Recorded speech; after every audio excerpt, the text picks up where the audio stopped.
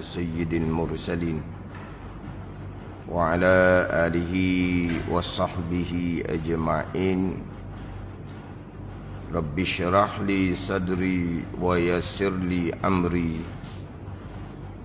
واحلل عقدة من لساني يفقهوا قولي سبحانك لا علم لنا إلا ما علمتنا إنك أنت العليم الحكيم ولا حول ولا قوة إلا بالله العلي العظيم. Kitab Minhajul Abidin, muka surat 13, baris yang ketiga daripada bawah. Baris yang ketiga daripada bawah. Qala al-muallifu rahimahullahu ta'ala wa nafa'ana bi'ulumihi amin.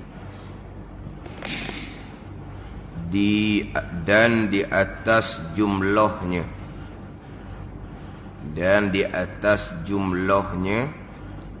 tiap-tiap barang yang tiada sentosa, tiada selamat daripada binasa serta jahilnya. Hak Jawi itu serta jumlahnya. Hak Rumi macam mana? Dia hak Jawi serta jahilnya, serta jumlahnya. Bukan serta jumlahnya, serta jahilnya. Itu hak Jawi. Serta jumlahnya bukan, diserta jahilnya. Tiap-tiap barang yang tiada sentosa, tiada selamat daripada binasa. Binasa di sini binasa i'tiqad. Serta jahilnya, maka menuntut akan dia akan barang yang tiada sentosa itu. Maka menuntut akan dia akan barang yang tiada sentosa itu fardu wajib. Fardu yakni wajib sebagai wajib aini. Fardu yakni wajib, yakni sebagai wajib fardu ain. Tiada harus, wajib, kemudian tiada harus dengan makna haram. Tiada harus yakni haram. Meninggal akan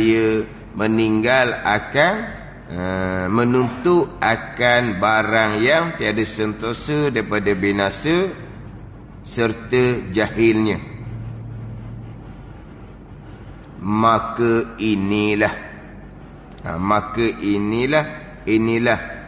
jumlah barang yang tersebut. Wabillahi taufik. Dan di atas jumlahnya, jumlah ni secara ijman. Jumlah ni secara ijman, secara kesimpulan, secara kasar. Kan di jumlah ni mari daripada mana? Mari daripada capu. Capu tu banyak tu. Kemudian dapatlah satu jumlah. Jadi jumlah tu mana secara kasar. Boleh jumlah banyak tu ni, boleh jumlah banyak ni. Capu banyak mana? Ni capuk ni, ni capuk ni, ni capuk ni, ni capuk ni. Hak capu-capu tu panggil perici. Kan? Hak perici tu capu. Akhir semua sekali berapa? Semua sekali, ni jumlah dia. Ni kasar dah ni. Dah boleh banyak ni jumlah ni, mari mana ni? Boleh banyak ni, mari mana? Orang ni banyak ni, orang ni banyak ni, orang ni banyak ni, orang ni banyak ni. Itu perici.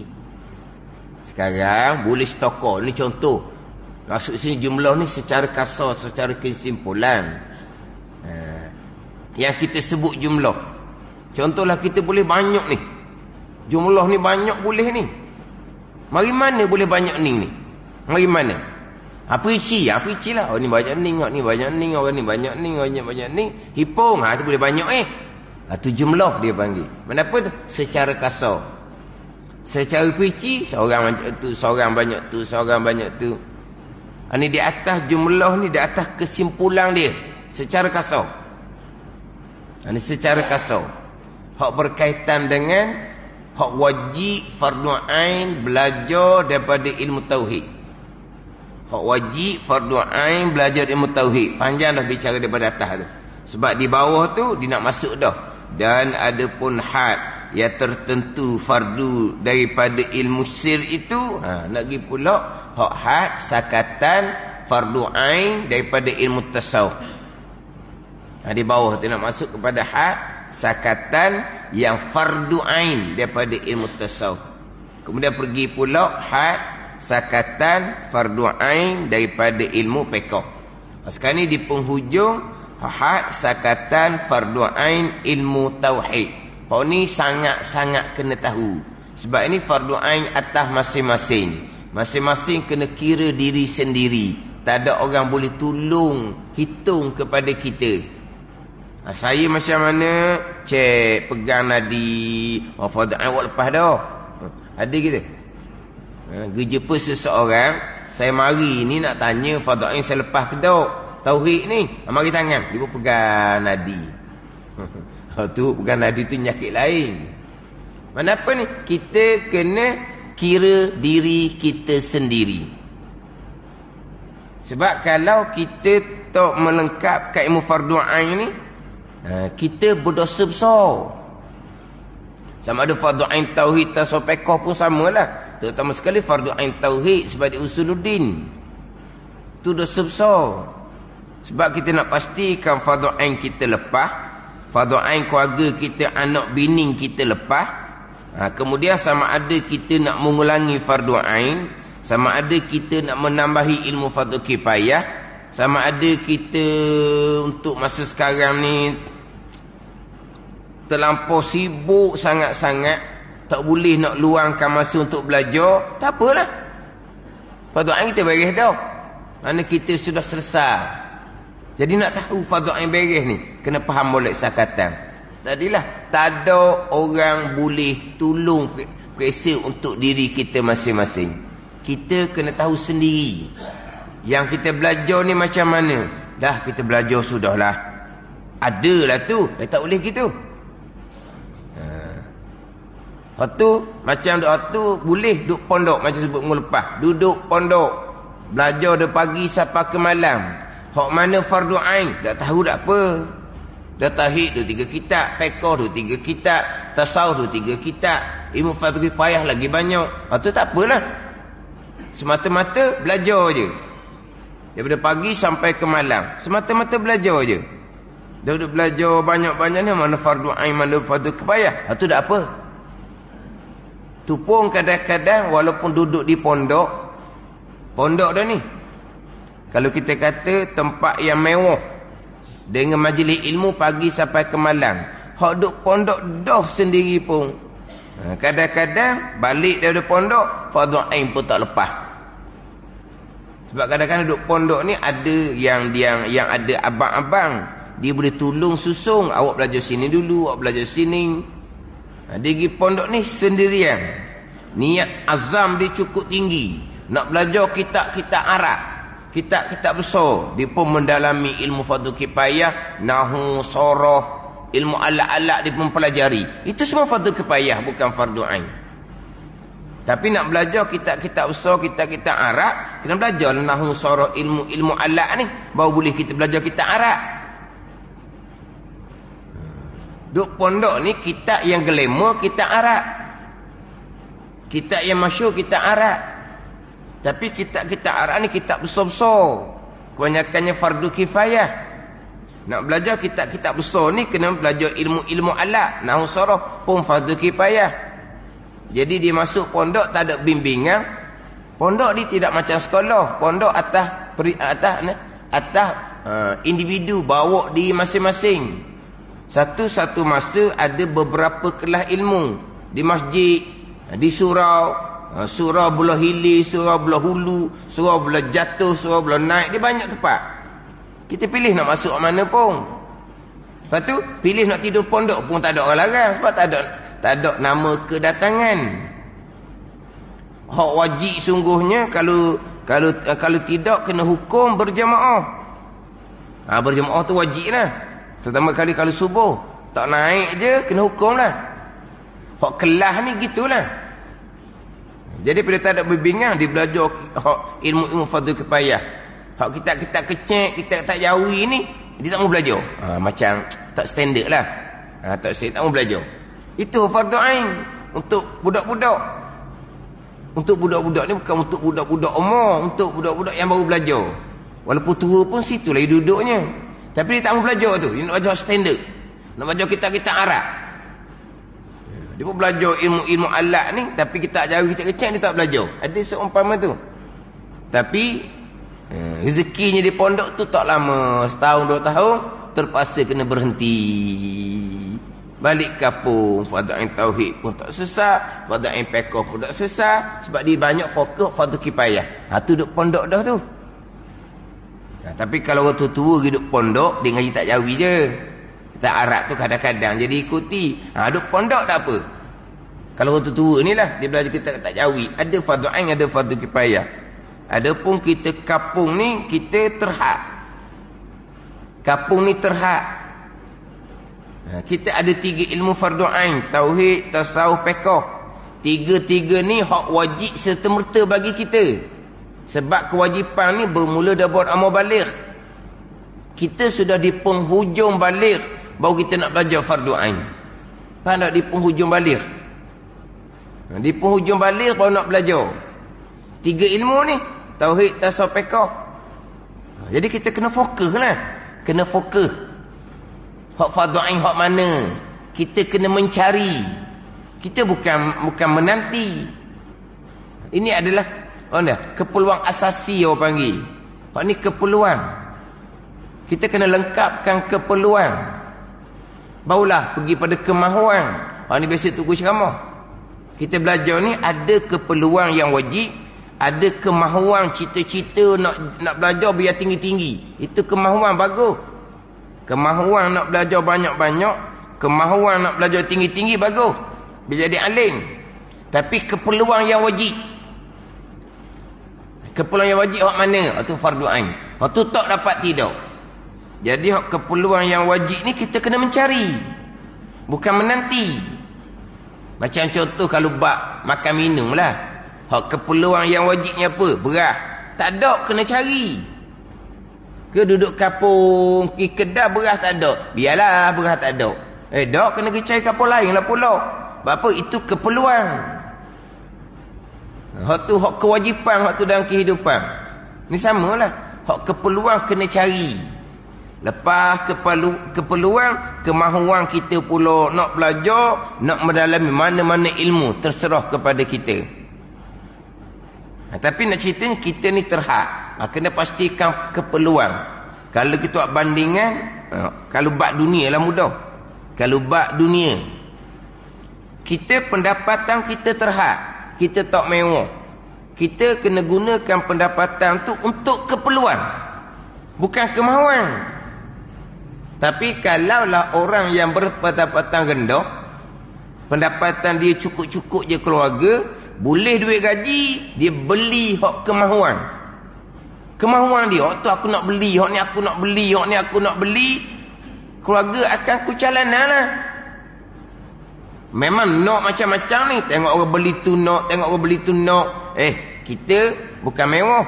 Pendapatan kita terhad. Kita kena fokus keperluan. Kemahuan tu, tengok rezeki kemudian lah. Kalau tak ada rezeki kemudian, pakai sudah tak ada lah kemahuan tu. Tapi kalau dia pendapatan dia tinggi, pendapatan dia besar, keperluan dia sudah pasti selesai, ikut pandai dia lah nak beli apa pun, kemahuan dia. Itu bandingan.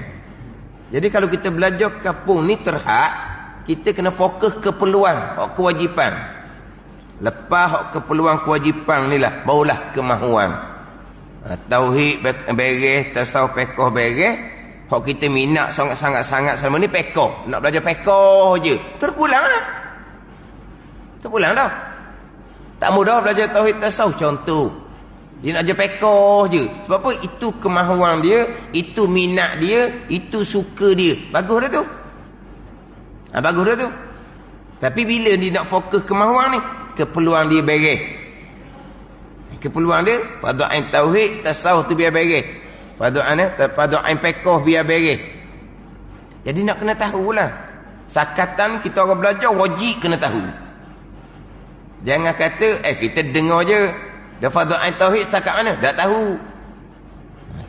Abang apa ni? Belajar tak ada hala tuju. Kalau nak belajar seumpama tu, tinggal kampung, pergi duduk pondok. Tinggal kampung duduk pondok. Bukan ada kerja buat dah kampungnya. Tu barulah boleh belajar siang malam. Belajar mana-mana pun kau pandai lah. Itu pun terkadang ada juga yang duduk pondok tiba-tiba tak lepas fardu ain. Sama terus kita duduk kampung. Kalau kita tak lepas fardu ain, kita pergi belajar hak lain, berdosa besar kita. Berdosa besar. Kita fardu ain kita tidak lengkapkan. Di masa yang sama, sepatutnya kita pergi carilah fardu ain. Kita belajar fardu kifayah contohnya. Dosa besar kita. Kita belajar ni fardu kifayah. Kita belajar ni hak sunat. Sepatut pada masa tu kamu kena pergi cari fardu ain. Ni, faham tak ni? Fardu ain ni bermula dari umur kita balik. Ilmu fardu ain ni pula sepatutnya sebelum masuk membalik aling belah kedah. Sebab ilmu fardu ain ni wajib diajar oleh ibu bapa sebelum balik.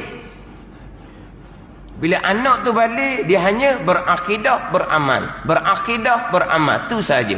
Tak payah belajar-belajar dah. Anak ni balik dengan alim ilmu fardu ain tauhid tasawuf fiqh, diajar oleh mak ayah dia, masuk mau balik, dia fokus kepada ilmu dunia semata-mata. Tak ada masalah. Sebahagian ilmu dunia tu fardu kifayah juga. Sebahagian ilmu dunia tu fardu kifayah. Ilmu perubatan fardu kifayah. Berarti ilmu fardu ain kamu di mana? Mak ayah sudah ajar lengkap fardu ain tauhid tasawuf fiqh. Ajar pula ajar budak-budak. Budak-budak pula mana? Budak-budak yang suci. Budak-budak mana? Budak-budak ahli syurga. Sebelum balik ni, anak-anak kita sebelum balik, mereka suci. Mereka lah ahli syurga. Kalau mereka mati pada masa tu, syurga merekanya. Ada ni. Talqin, budak sunat talqinnya. Pak mati belum balik ni, talqin pun budak sunat-sunat Sebab apa? Mereka tak ada catatan. Mereka tidak ada persoalan muka nakir. Di hari akhirah mereka terus ke syurga Allah Subhanahu wa taala. Maknanya anak yang suci, anak yang ahli syurga, kita pun ajar akidah ahli syurga, kita ajar amal soleh syarat untuk syurga. Allazina amanu wa amilus solihat. Mereka balik dengan allazina amanu wa amilus solihat. Akidah mereka comel, amal ibadah mereka comel fiqh tasawuf.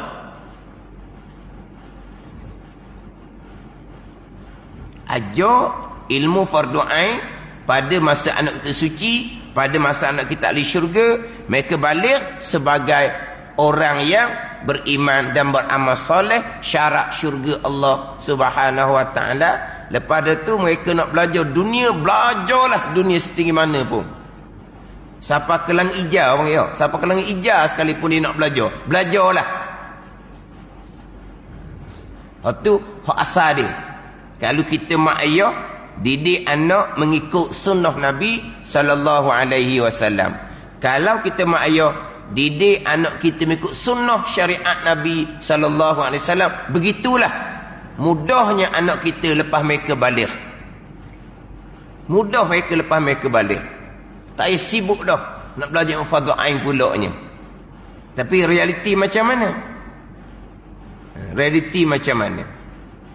Lepas tu kalau kita mak ayah tidak menyempurnakan kewajipan ni, kita tunggu masyar lah. Kita tunggu masyar. Perhitungan masyarnya macam mana? Ini kita mak ayah ni. Siapa mak ayah? Mak ayah kita dulu. Tak. Ni kita ni mak ayah. Ni kita ni mak ayah. Sebab semuanya mak ayah belaka. Hak lepas-lepas dah, kita wajib bertaubat dengan Allah Subhanahu wa taala. Kita wajib kena nasihat anak-anak kita supaya belajar fardu ain. Nasihat je lah. Kita tak boleh buat apa dah kepada mereka. Sebab mereka sudah hidup sendiri. Kita hanya boleh nasihat. Berjumpa nasihat ilmu amal. Ilmu amal. Ilmu apa? Fardu ain, tauhid, tasawuf, fiqh. Kita duduk di tempat sana tu, kita maghrib memanglah ikut kuliah sokmo. Fardu ain, tauhid, fiqh, tasawuf yang dengar saja. Kita kena ajar pula pada mereka. Mereka kadang-kadang memanglah maghrib mereka duduk di masjid, mereka tak pernah balik. Di masjid mereka memang tiap-tiap maghrib ada orang mengajar. Kita tak lepas tangan dah, tak lepas tangan.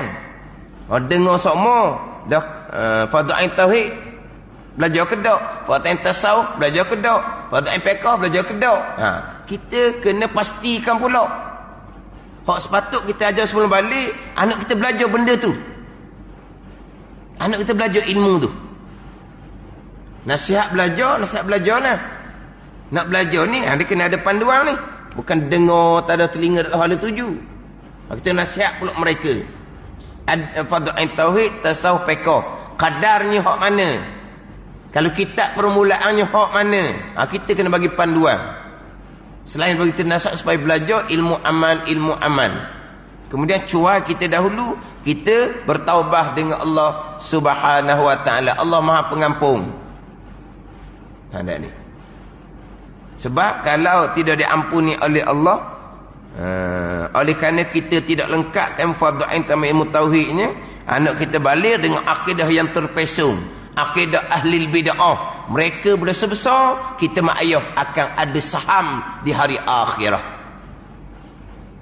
Kenapa mereka akidah salah? Kerana kita mak ayah tidak ajar fardu ain tauhid sebelum mereka masuk membalik. Duduk mana kita di hari akhir? Ini panggil tersungkur ni. Kata macam mana? Bertaubat dengan Allah Subhanahu wa ta'ala. Kemudian kita kena nasihat lah. Tapi kena tahulah sakatan fardu ainnya mana. Tu kena tahu molek tu. Bukan belajar saja dah. Jadi panjang dah. Hak terdahulunya hak sakatan fardu ain ilmu tauhid. Secara ringkasnya untuk sah keenam rukun iman. Belajar kitab tauhid sifat 20. Kitab manakah yang paling lengkap? Fardu ain kitab Faridatul Faraid. Kitab Faridatul Faraid. Biarlah dengan umur kita 40, 50, 60 ni, ada satu kitab khas fardu ain tauhid. Ada satu kitab khas fardu ain tasawuf, fardu ain fiqh. Mana kita ada bukti boleh jadi penyaksian di hari akhirah. Umur kita puluh tahun ni belajar ilmu dunia ni, berapa butir buku kita duk belajar ilmu dunia tu, sains ke matematik ke tebal-tebal, tengok pun berair dah matanya.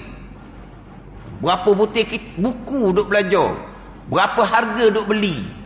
Mana hak fardu ain tauhid? Mana kitab? Fardu ain tasawuf fiqh. Mana kitab? Kena bawa buku SPM nak jumpa dengan Allah Taala. Nak bawa buku STP nak jumpa dengan Allah Taala. Kita nak bawa kitab ni. Ini persaksian bukti kita belajar fardu ain tauhid tasawuf fiqh. Umur kita tu 40, 50, 60 tahun hidup. Dua amal. Mana kitab fardu ain tauhid? Kitab ni semua akan jadi apa? Bahan bukti pada hari akhirat. Kan dunia sekarang panggil bahan bukti kan? Kan nak mahkamah kan? Nak mahkamah kan dia ada bawa bahan-bahan bukti. Yang nak bela pun bawa bahan bukti. Yang tukang dakwa pun bawa bahan bukti. Kan orang bela diri pun ada bahan bukti dia. Orang yang kena dakwa, yang pendakwa ni lah, pendakwa raya ni, dia bawa bahan bukti. Orang yang membela diri pun bawa bahan bukti. Mana bahan bukti kita? Di padang mahsyar. Fardu ain tauhid, fardu ain tasawuf, fardu ain fiqh. Mana? Melainkan kalau nak buat buku SPM, buku STP boleh lah. Mana kena ada kitab. Ni kitab kita ni. Faridatul Fara'i contohnya. Sebab kalau kita ambil kitab Tauhid Sifat 20, terkadang di dalam tu tidak lengkap ke-6 rukun iman. Ada kitab Tauhid Sifat 20, dia hanya bicara aqaidul iman yang 50 sahaja. Sifat Allah, sifat Rasul, selesai kitab. Tamat kitab, tak ada, habis. Bicara malaikat, tak ada. Bicara kitab, tak ada. Bicara Rasul, tak ada. Bicara hari akhirah, tak ada. Tak ada bicara hari akhirah. Belajar sangat-sangat. Bicara bab Telaga Haud, yang wajib kita imani akidah Ahlussunnah wal Jamaah. Telaga Haud. Telaga Haud mana pula? Yang ada Telaga Kausar. Kausar tu dalam syurga. Ni Telaga Haud ni. Telaga Haud Nabi, kolam Nabi sallallahu alaihi wasallam. Telaga Kausar itu dalam syurga. Ini wajib imani akan Telaga Haud. Dan kitab Faridatul Fara'i diperinci waktu tu. Dia cerita waktu tu. Tapi ada kitab dia tak ada. Tak lengkap ke-6 rukun iman. Kemudian pula dalam kitab Faridatul Fara'i kemah pembicaraan qadar dan qada. Dan setengah-setengah kitab Tauhid Sifat 20 yang lain dia tak bicara mana berkaitan qadar dan qada. Kena pilih pula tu kata Faridatul Fara'i.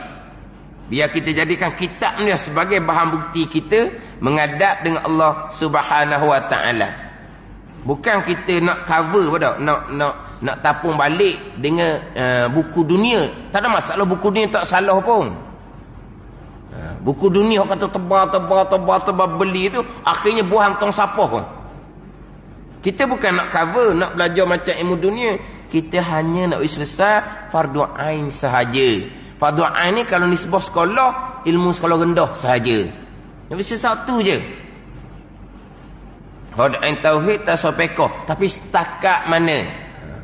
Jadi tauhid kalau cara kasar kau untuk selesai pembicaraan ke-6 rukun iman. Terutama sekali bab qadar dan qada Allah Subhanahu wa taala. Atau fardu ain tauhid. Ini atas diri masing-masing. Hasibu anfusakum qabla an tuhasabu. Kira akan diri kamu sebelum kamu dihisap pada hari akhir. Kena kira molek. Ni ilmu hak wajib fardu ain. Ilmu yang pertama ilmu tauhid. Ilmu yang pertama ilmu tauhid. Yang terdahulunya wajib fardu ain kita mengetahui zahir tanda perbezaan antara ahli sunnah dan ahli bid'ah. Kena kenal ahli sunnah begini, ahli bid'ah begini. Berkaitan ayat-ayat mutasyabihat, ahli sunnah begini, ahli bid'ah begini. Berkaitan dengan ikhtiar dan usaha, ahli sunnah begini, Qadariyah Jabariyah begini. Bukan sebut perkataan. Kena jelas molek ahli sunnah akidahnya macam mana, Qadariyah akidahnya macam mana, Jabariyah akidahnya macam mana. Kena kenal ahli sunnah dengan ahli bid'ah. Itu fardu ain. Hal ni pula secara kasar ni pula ni. Dan di atas jumlahnya, mana secara kesimpulan, secara kasar, tiap-tiap barang yang tiada sentosa, tiada selamat akidah kita daripada binasa akidah serta jahilnya. Kalau perkara ni, kalau kita jahil, tak selamat kita, tak selamat akidah kita dari binasa, maka hukumnya, maka menuntut akan barang yang tiada sentosa daripada binasa sejahil ini fardu. Mana apa? Wajib aini. Fardu tiada harus bagimu, yakni haram meninggal akan dia akan menuntut barang yang tiada sentosa daripada binasa serta jahil. Tambahan sekarang, kita dulu lain, tak ada banyak mari benda pelik-pelik. Sekarang ni macam-macam mari benda pelik-pelik. Hak saya sebut mengelepasnya ayat-ayat mutasyabihah tu, hadis-hadis yang mutasyabih. Balik anak kita daripada belajar jauh-jauh, wayak ke mak dia, mak Tuhan duduk atas langit. Balik ayat gemuk dia, Tuhan duduk atas langit. Kalau tidak berpegang Tuhan duduk atas langit, tidak beriman dengan ayat Al-Quran. Sebab Quran sebut Allah duduk atas langit, Allah duduk atas arash. Lepas tu kita kata teropong jadi. Kalau kita jahil perkara ni, kita pun jadi terikut juga tu. Sebab Quran kata ni, Quran kata Tuhan duduk atas arah. Tak beriman Quran, tak beriman Quran faham rukun yang ketiga. Itu yang ketiga Quran beriman kitab ni.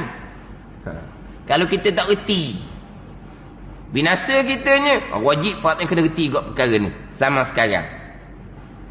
Kadang-kadang orang kita ni reti, tapi tak boleh nak menghuraikan. Tak boleh menghuraikan tu jahil ilmu fardhu kifayah. Anak dia balik cerita, Allah duduk atas arah. Salah peganganmu ni. Bila mak dia kata salah, anak dia pertahankanlah. Lepas tu mak dia kata salah dengan bahawa apa? Dia boleh membezakan. Akidah Ahlussunnah, Tuhan tidak bertempat. Tuhan bertempat di mana-mana pun, ini akidah Ahlul Bid'ah. Dia boleh beza. Maka dia boleh kata salah begitu. Salah macam mana? Ni Quran kata ni. Salah. Dia boleh membezakan. Tapi boleh tak dia menjelaskan?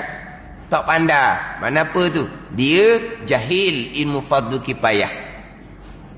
Jahil ilmu fardhu kifayah tak berdosa lah. Ada jahil ilmu fardhu kifayah, memanglah tak berdosa. Tapi boleh tak menyelamatkan anak kita? Kalau kita jahil ilmu fardhu kifayah, nak selamat diri kita je. Boleh membezakan. Tu salah akidahmu gitu tu. Maka selamat diri kita, fardu ain. Ilmu fardhu kifayah boleh menyelamatkan anak kita. Kita perjelaskanlah.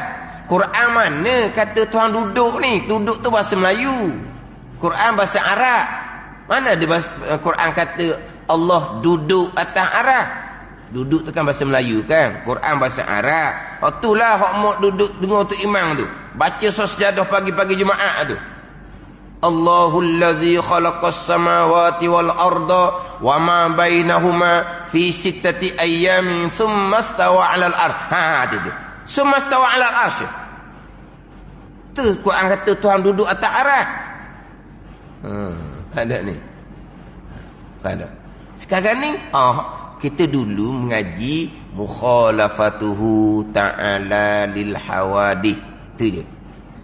Bersalahan Allah akan segala perkara yang baru. Perkara yang baru bertempat. Allah tidak bertempat secara kasar. Mari cerita macam mana pun kita faham. Tapi sekarang ni dia mari pelik-pelik dah. Mari macam-macam dah. Hak fahaman-fahaman yang salah ni. Tu hadis jariah tu. Dia sekarang ni. Saya biasalah orang tu soalan, macam mana ustaz dengan hadis jariah? Kita macam mana? Biasa dengar tak hadis jariah. Jariah ni hamba perempuan. Ada ni. Hadis jariah ni dalam Sahih Muslim. Hadis jariah. Yang mana jariah ni hamba perempuan ni dibawa berhadapan dengan Nabi sallallahu alaihi wasallam. Selepas dia punya penghulu dia pukul jariah ni, ada kesalahan dia, maka dia bawa berjumpa dengan Nabi sallallahu alaihi wasallam. Berjumpa dengan Nabi tu itu memang berlaku. Tapi dialog apa yang berlaku antara Nabi dengan jariah ni, bagai-bagai riwayat yang menyatakan. Bagai-bagai riwayat. Riwayat tak sama. Di sini ada ni. Hak riwayat Imam Muslim. Nabi tanya jariah, "Aina Allah?" Di mana Allah? Jariah pun jawab, "Fis sama," pada langit. Tapi ada riwayat pula jariah tidak jawab fis sama. Jariah tunjuk jari ke langit. Ada riwayat pula Nabi tak tanya aina Allah. Nabi tanya man rabbuk? Man rabbuki? Siapa Tuhan kamu? Allahu Rabbi. Itu satu riwayat yang lain. Ada riwayat pula, hak ni hak diriwayatkan oleh Imam Malik dalam kitab Muwatta.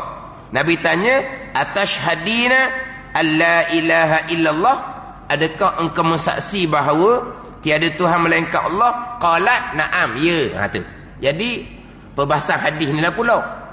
Macam-macam riwayat dialog yang berlaku antara Nabi SAW dengan jariyah ni. Maka hadis ni timbullah persoalan berkaitan kedudukan hadis.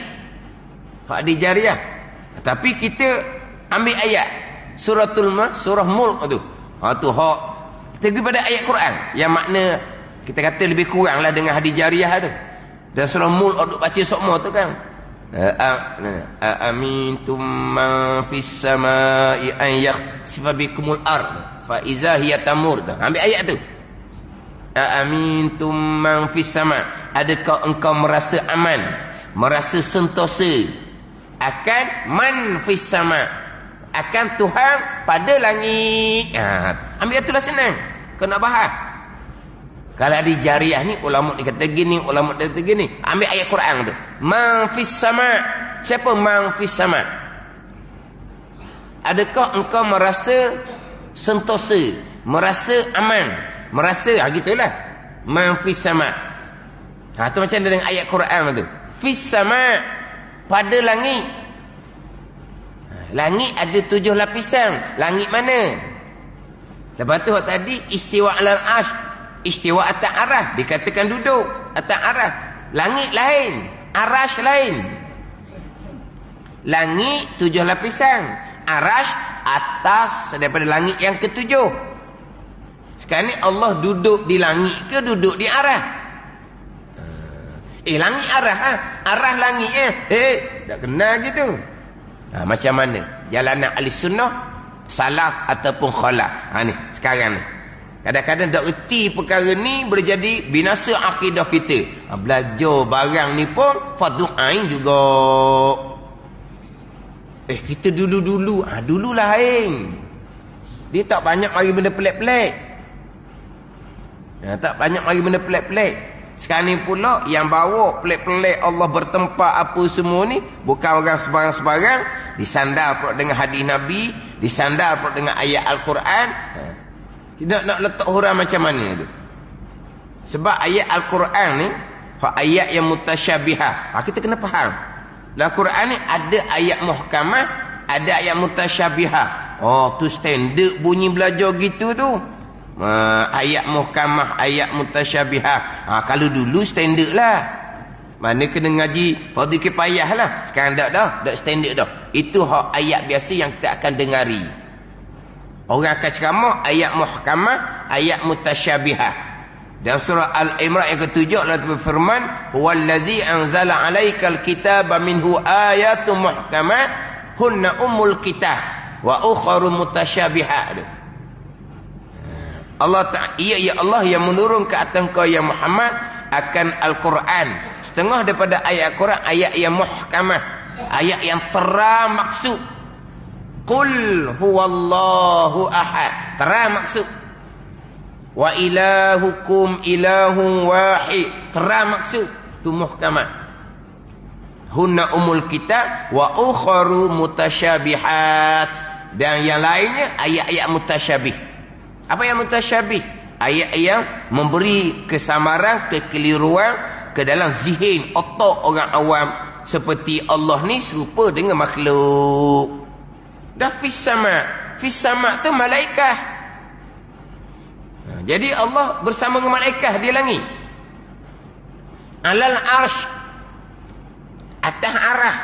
Jadi malaikat duduk bawah arsh. Ada 4 malaikat dipanggil malaikat hamalatul arsh. Malaikat hamalatul arsh,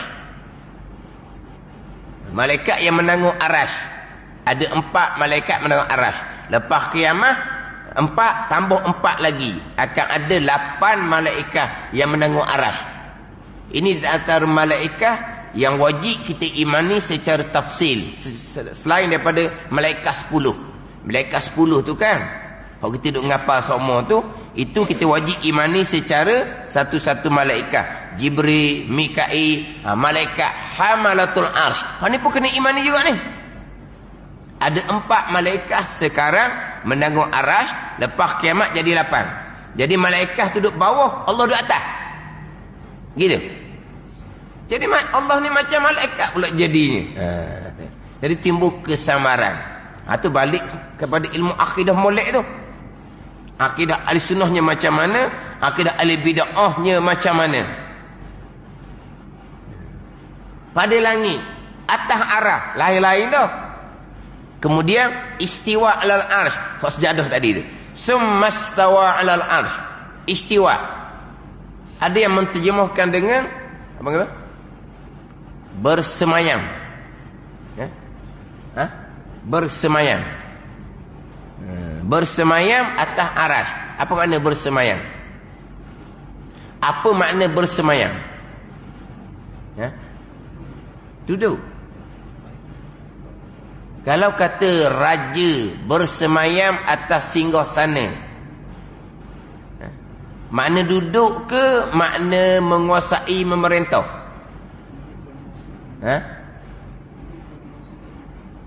Duduk serta menguasai memerintah. Jadi raja bersemayam atas singgahsana. Raja bersemayam atas singgahsana ni sama-sama ke ada masa? Ada masa. Jadi raja ni memerintah pun ada masa juga. Ada kala dia memerintah, ada kala dia jatuh. Lepas tu dia memerintah pula, lepas tu dia jatuh. Oi, dia jadi raja selama dia hidup ni. Jadi dia bersemayam atas singgahsana selama dia hidup. Selagi tidak digulingkan lah. Selagi tidak digulingkan. Jadi selagi dia tak mati, selagi dia tidak digulingkan, bukan dia sentiasa bersemayam atas singgahsana. Jadi kalau begitu makna bersemayam, bukan makna duduk. Sebab duduk ni, raja duduk atas, raja duduk bawah, raja duduk kapung rakyat. Jadi masa raja duduk kapung rakyat, raja tidak bersemayam atas singgahsana. Bersemayam sebab dia menguasai kerajaan. Kalau letak makna bersemayam menguasai memerintah, tak apa. Kalau bersemayam dengan makna duduk, salah. Kena faham pula situ. Apa makna bersemayam? Bersemayam mana? Menguasai dan memerintah kerajaan. Macam tu. Raja bersemayam atas singgahsana dengan makna raja ni lah yang menguasai memerintah. Selagi tidak diganti oleh yang lain. Tidak diguling ke tak kira lah. Kalau bersemayam atas singgahsana dengan makna duduk atas dia punya kursi dia. Kursi apa orang kata? Tu kursi tau. Kau apa? Yelah, gitulah nama dia ada lah tu. Kalau makna bersemayam qada tu saja, tak boleh kan? Makna bersemayam atas arah ni. Kalau bersemayam atas arah dengan makna Allah menguasai dan memerintah arah, ada apa? Kalau bersemayam atas arah mana Allah duduk, salah. Itu bukan akidah ahli sunnah. Kena kira pula bahasa yang digunakan tu mungkin sesuai pada satu masa, mungkin tidak sesuai pada satu masa yang lain. Sebab bahasa ni sini kadang-kadang berubah. Dulu perkataan ni maksud dia begini, sekarang perkataan ni maksud dia begini. Ada tengoklah pula apa makna bersemayam tu. Tapi kalau bersemayam makna Allah menguasai mata arah, tu betul. Bersemayam dengan makna Allah duduk, tu salah. Tapi istiwa alal arsh ni, istiwa ni bahasa Arab. Bahasa Melayu kitanya ada belas-belas makna. Kena faham tak situ. Ada belas-belas makna. Jalanan ahli sunnah jemaah tidak menterjemahkan istiwa atas arah dengan mana duduk. Memang ada makna istiwa makna duduk. Istiwa ada makna duduk. Contohnya dalam ayat menceritakan hak Nabi Nuh alaihissalam tu. Fa izas tawaita anta wa man ma'aka 'alal fulki faqulil hamdulillahillazi najjana minal qaumiz zalimin.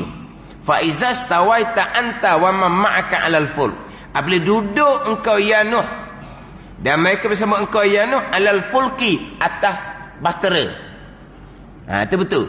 Fa izas tawaita anta, le duduk engkau ya Nuh. Itu istiwa mana duduk. Sebab Nabi Nuh kan. Itu istiwa mana duduk. Faqulil hamdulillahillazi najjana minal qaumiz zalimin. Maka kata ilmu ya Nuh, segala puji bagi Allah yang melepaskan kami daripada kaum yang zalim. Fa iza stawaita anta wa man ma'aka 'alal fulk. Bila duduk engkau ya Nuh, tu mana duduk? Istiwa mana duduk? Adapun asal sejadah tu, summastawa 'alal arsh, istiwa bukan mana duduk. Tu kena balik pula macam mana akidah Ahlussunnah. Ni kena perici fardu ain belaka ni. Sekarang dulu kita tak reti tak apa. Sekarang ni tak boleh. Ni. Tiap-tiap barang yang tidak sentosa, tidak selamat akidah dan mirasa serta jahil, maka wajib fardu ain kena tahu. Wajib fardu ain kena tahu. Ada ni. Istiwa atas arah ni dalam Quran 7 kali. Bukan sejadah saja. Bukan sejadah saja. 7 kali dalam Quran. Istiwa atas arah 7 kali. Yang kita tahu ni sejadah lah kita tahunya. 7 ayat, 7 tempat dalam surah-surah yang berlainan. Istiwa atas arah. Faham tak ni? Ini sekarang. Contoh tadilah. Balik anak kata Tuhan duduk atas arah mak. Ni cerita sungguh ni. Tapi mak ni dia lepas fardu ain. Salah mung tu. Dia tu salah. Tapi kata salah je lah pandang mak ni. Nak menjelaskan salah kat mana tak anda. Mana apa tu? Lepas fardu ain, jahil fardu kifayah. Memanglah tak berdosa jahil fardu kifayah. Tapi tak boleh menyelamatkan anak. Bila dia tanya saya kata ginilah. Suruh anak tu baca surah Al-Hadid ayat keempat. Surah Hadid yang keempat, dia nak sama dengan sejadah lah. Huwallazi khalaqas samawati wal arda fi sittati ayyam. Dia beza dengan sejadah. Sejadah Allahul ladzi. Surah Hadid huwallazi. Surah sejadah Allahul ladzi khalaqas samawati wal arda wa ma bainahuma, dan barang yang antara langit dan bumi. Surah Hadid tak ada wa ma bainahuma. Dia huwallazi khalaqas samawati wal arda fi sittati ayyam. Tak ada wa ma bainahuma. Ni kadang-kadang kita nak baca hak jenis dia dekat-dekat ni, nak baca kena mikir sikitlah. Takut lagi salah baca. Sejadah Allahul ladzi. Surah Al-Hadid huwallazi. Huwa kembali pada Allah juga. Huwallazi khalaqas samawati wal arda fi sittati ayyam. Ia ya Allah yang menjadikan langit dan bumi dalam 7 hari. Summastawa 'alal arsh. Kerana Allah istiwa atas arsh. Di hujung ayat, di hujung ayat. Wa huwa ma'akum ainama kuntum wallahu bima ta'maluna basir. Dan ia Allah bersama dengan kamu di mana kamu berada. Tengok. Kalau pakai zahir, Allah istiwa atas arah, Allah duduk atas arah. Allah bersama kamu, Allah duduk dengan kamu pula. Dan kamu duduk mana? Kamu duduk bumi, Allah duduk bumi pula. Jadi kalau pakai zahir gitu, ayat tu jadi bertentangan. Tanakut, mustahil, kalamullah bertentangan. Lepas tu macam mana istiwa atas arah, Allah bersama tu maksud dia apa? Jangan salah di huraian cara, jangan salah khalah huraian cara khalah. Tapi itu akidah ahli sunnah. Kita kena jelas tu. Sebab dalam Al-Quran Allah bersama banyak sangatlah dalam Qurannya. Innallaha ma'as sabirin, innallaha ma'al muhsinin, innallaha ma'al ladzina taqaw, innallaha ma'ana. Dalam Quran banyaklah ma'a ni. Wa annallaha ma'al mu'minin. Apa lagi dalam Quran? Innallaha ma'al muhsinin. Banyak Quran Allah bersama. Bersama beginilah kalau pandai zahir. Dihuraikan bersama dengan makna Allah mengetahui, Allah menolong, Allah memelihara. Itu jangan anak ulama khalah. Itu kena belajar molek lah. Itu kena belajar molek. Ada ni. Ada gulungannya Allah duduk atas arah, duduk atas langit. Ada gulungannya Allah berada di mana-mana. Tu karuk belaka tu. Allah berada di mana-mana. Salah. Ini orang tua kena beringat ni. Faham tak, orang tua ni kadang-kadang dia nak peringatkan anak dia nak pergi belajar jauh. Nak pergi kerja jauh. Sekarang ni kamu berada jauh daripada dengan mak ayah kamu.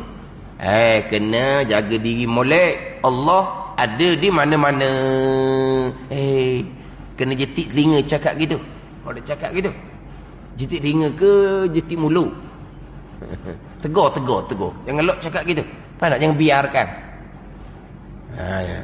Walaupun kamu duduk jauh daripada pandangan mak ayah, tapi Allah ada di mana-mana. Mana pun Allah ada di mana-mana. Allah banyak ke? Pasti tidak. Lepas tu, di mana-mana?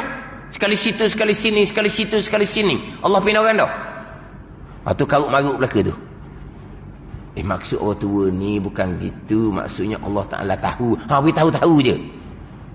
Duduk jauh-jauh pun, mak air apa pun, Allah Ta'ala tengok, Allah Ta'ala tahu. Itu sudah lah. Jangan Allah ada di mana-mana. Kena beritahu, Allah Ta'ala tengok, Allah Ta'ala tahu mau buat ke apa. Cakap gitu. Ni Allah ada di mana-mana pula dia cakap dengan anak dia. Salah gitu, orang cakap gitu. Dia tak pegang lah Allah pindah randa, tapi cakapan tu salah. Dia tak pegang Allah di mana-mana tu, Allah bergerak dia tak pegang gitu. Tapi cakapan tu salah, orang cakap gitu. Maksud dia apa? Allah tengok, Allah tahu. Itu maksud dia betul. Cakap tu salah. Faham ni? Ada orang mengajar pada mu'allah. Mu'allah baru masuk Islam, dia tukang ceramah akidah. Dia mengajar Allah berada di mana-mana, dalam jambang je tak ada. Sebab jambang busuk, macam tak tahulah. Tu karut-marut belaka tu. Kita pegang Allah tidak bertempat. Alhamdulillahirabbil alamin. Allah Rabb, Allah Tuhan bagi segala-gala ni. Alam ni arah ke, langit ke, bumi ke, adalah marbuk pemilikan Allah, pemerintahan Allah, bukan tempat bagi Allah. Alhamdulillahirabbil alamin. Segala puji bagi Allah. Allah Rabb, Allah Tuhan bagi segala-galanya. Segala-galanya ni marbuk kepada Allah. Tak kira arah ke, langit ke, bumi ke, pemilikan Allah, bukan tempat bagi Allah. Itu akidah kita.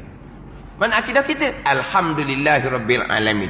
Ayat yang lebih jelasnya ni ayat lebih jelas. Wa huwa rabbul arsyil azim. Itu lebih jelas. Ya Allah Tuhan bagi arah yang agung. Jadi Allah tahu Tuhan yang memiliki arah, bukan arah tu tempat bagi Allah. Kita faham arah ni kan? Arah yang ada faham pula. Apa ustaz sebut arah? Bukan pelakon ni. Pergi letak pada pelakon tu pula naing lah. Arash. Jisim yang nurani, yang Allah jadikan daripada nur yang meliputi alam, yang paling besar sekali. Itu arash. Faham tak? Ni hak berkait dengan ayat-ayat mutasyabihat, yang mana pada masa sekarang kalau kita jahil perkara ni, tak sentosa, tak selamat, akidah kita dibinasa. Maka menuntut akan dia akan barang ni fardu, yakni wajib aini, tiada harus, yakni haram bagi meninggal akan dia. Dalam syarah pada minhaj, wa illa waqa'ta fil halak. Dan jika engkau meninggal belajar ilmu tauhid, yang mana kalau jahil kitanya jadi binasa i'tiqad, maka akan jatuh kamu di dalam kebinasaan akidah kalau tak belajar. Ni jadi sekarang ni terkadang hak wajib kita belajarnya lebih sedikit nak banding dengan pada masa dahulu. Sebab masa dahulu dia tak mari hak karut-karut. Sekarang ni karut-karut banyak dalam FB. Dan hak karut-karut ni pula dikeluarkan oleh mereka yang ada standard mereka, ada kedudukan mereka, orang yang berkelulusan tinggi-tinggi, orang yang cakap pandai-pandai, orang yang banyak diikuti oleh orang muda-muda. Jadi maruk karut-karut seumpama ni, kalau kita tak jahil perkara ni, kita akan jadi binasa. Maka wajib fardu kita belajar. Itu secara jumlah, secara ilmu, secara kasar. Kalau bab qadar dan qada sama juga. Kalau kita tak reti dalam perkara ni, boleh binasa kita. Wajib fardu ain kita kena belajar untuk memastikan kita ni selamat daripada akidah yang terpesong. Akidah terpesong, akidah bid'ah itulah kamu serta Allah sebesar-besar kebinasaan. Ini hak berkaitan dengan fardu ain tauhid. Maka inilah wabillahi taufik, dan dengan Allah lah taufik. Dan adapun had sakatan yang tertentu fardu, yang fardu ain daripada ilmu sir, itu ilmu tasawuf, mengenal bagi yang mewajibkan akan dia, dan menegah akan dia, mengenal akan sifat-sifat yang wajib kita semar ke dalam hati, dan sifat-sifat yang wajib kita pelihara daripada hati. Contohnya dalam kitab Penawar bagi Hati, kitab sebelum daripada kitab Minhajul Abidin. Hak habis dah kitab Penawar Hati itu, jangan sipang. Kita kena mutalaah. Kita buka dalam kitab Penawar bagi Hati, hak bicara sebelum kitab Minhajul Abidin ni, sifat-sifat kecelaan ni apa makna, sifat-sifat kepujian ni apa makna. Bukan kata tamat kitab sipang kitab, tidak.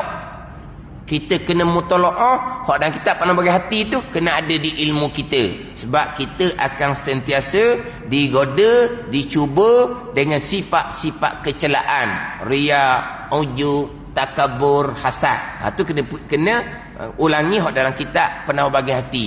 Kalau kita tak pandai nak mutalaah, tak pandai nak baca, kita kena ulangi belajar kitab Penawar bagi Hati. Kalau kita boleh telaah sendiri dah, tak payah belajar dah. Kita belajar sekali, kita faham molek, kita baca semua, kita ulang semua. Tapi kalau jenis ada orang tua ni, ustaz, saya kalau baca-baca tak boleh, ustaz. Lepas tu macam mana? Saya nak belajar juga kitab tu sampai bila-bila. Habis saya nak belajar, habis saya nak belajar. Tak ada orang Penawar bagi Hati mesti dia ikut. Mana-mana tempat dia ada kitab Penawar bagi Hati.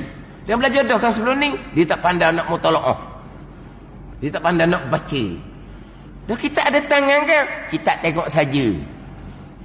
Ada, kita tengok saja, tulis tarikh dia. Tu pun kalau tulis tarikh. Kadang-kadang tarikh pun tak tulis. Kita ada tangan, boleh pahala pegang kitab, boleh pahala bawa kitab, boleh pahala lah. Tapi dah ilmu macam mana kalau kita tak ada catatan? Maka dia kata ilmu, dia akan ulang belajar. Mana tempat orang ajar kitab Penawar Hati, dia akan belajar. Dia mutalaah dia gitu. Dengan mengulangi. Lepas bila nak ulang hak fardu ainnya? Gitulah orang tua. Diulang sampai ke mati. Tak boleh nak berpindah pada ilmu yang lebih tinggi. Tapi tak apalah, orang tua setakat nak belajar fardu ain. Diulang saja, diulang je. Sebab mutalaah tak pandai. Dia akan ulang hak fardu ain. Kalau kitab tasawuf, kitab Penawar bagi Hati, kitab Minhajul Abidin ni, di level dia tinggi sedikitlah daripada kitab Penawar bagi Hati. Wallahu a'lam. Bismillahirrahmanirrahim. Alhamdulillahirabbil alamin. Wassalatu wassalamu ala sayyidil mursalin wa ala alihi wa sahbihi ajma'in. Allahumma iftah alaina futuhal arifin. Allahumma allimna ilma akdamin wa fahimna famasabikin warzuqna ruqat talibin. Allahumma zidna ilman wa alhiqna bis salihin. Wa sallallahu ala sayyidina Muhammad wa ala alihi wa sahbihi wa sallam. Walhamdulillahi rabbil alamin.